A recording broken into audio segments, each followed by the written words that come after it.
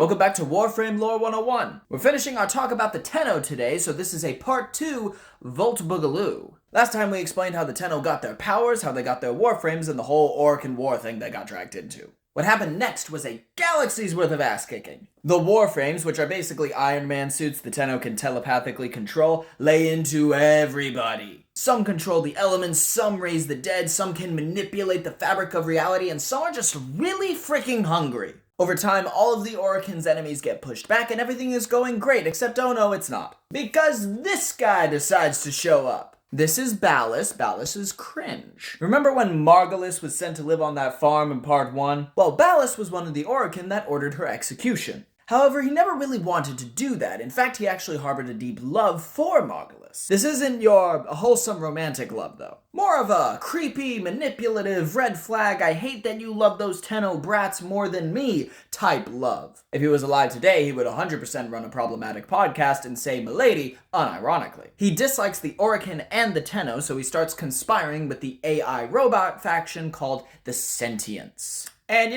basically tells them exactly where they can find the defenseless sleeping Tenno, who at this point had been a mystery to everybody except the highest ranking Orokin, which Ballas was. The leader of the Sentients, a big bad boy named Hunhao, Peep the Dad Bod, creates a plan with Ballas to get rid of the Tenno.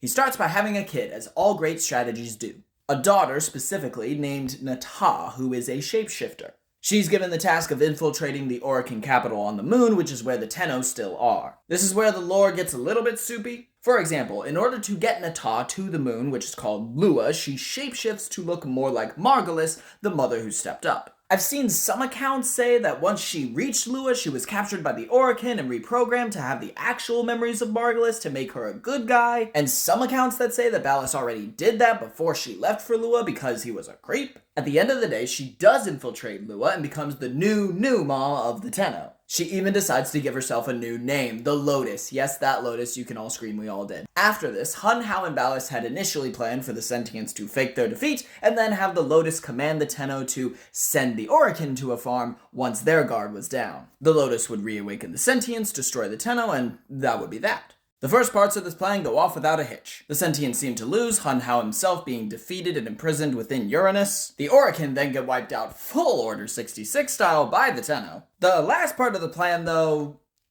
well... Hey, Nata, or Lotus. So it sounds like everything went perfectly up there, huh? Well, that's great. Just whenever you get a chance, get rid of those Tenno brats and come pick me up, because, I can't get out of Uranus. I need you to give me a ride. I also left you like 47 messages and I'm starting to get worried. At the very last minute, the Lotus, compelled by Margulis' memories, decides not to reawaken the Sentients and chooses to keep being the Tenno's mom. However, because there are now barely any Sentients or Orokin left, a humongous power vacuum opens in the Origin system. It's like pre-2020 Black Fridays, but with planets. The Lotus decides, fuck that, and chooses to yeet the moon into the void with the Tenno still inside it. Basically, the Tenno are put in the void so they can't be tracked by enemies, the rumor is spread that the moon was actually destroyed, and the Tenno are placed in a long cryosleep only to be awoken when the galaxy needs them the most. Or at least when Digital Extremes needs to make some money! Get that Warframe cash, Nafanya would be proud. And that brings us to the start of the game and how the Tenno came to be. But trust me, there are many more tales to tell. I guess you could say a whole galaxy's worth, so 5. If you've started your Warframe journey already, who would you like to hear about next? And as always, have a fan-tippity-top-tastic day.